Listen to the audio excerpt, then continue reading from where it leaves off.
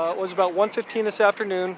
We got a call for an explosion in the 400 block of Easy Street.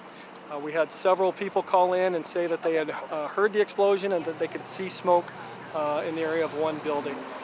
Simi Valley Police Department quickly arrived and gathered some further information, and they were able to tell us while we were still en route that the explosion was some sort of a water-based explosion. We don't know exactly what that means, and that the business deals with alternative fuels. And the building had been partially to totally collapsed. I was taking a nap in the work truck, and all of a sudden I heard an explosion, which was more than an explosion, at least seen from the distance that I was directly behind the building.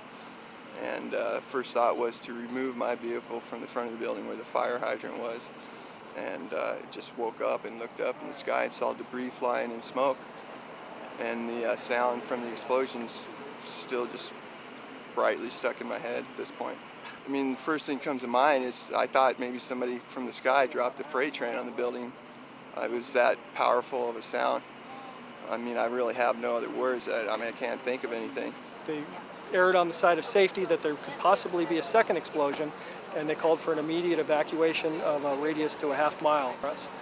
We backed all the firefighters off to that same half mile, except for one crew that stayed behind. Again, we were told there was 4 patients. Initially, once we started doing a further assessment, we found that there had been 3 in the building. 2 of them had been immediately accounted for.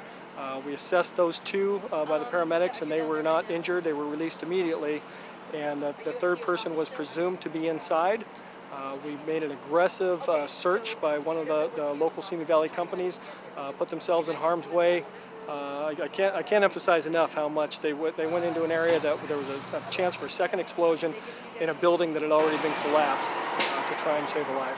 It took them a little while to search through this collapsed building, and they did locate that 3rd person, and that person was pronounced dead at the time.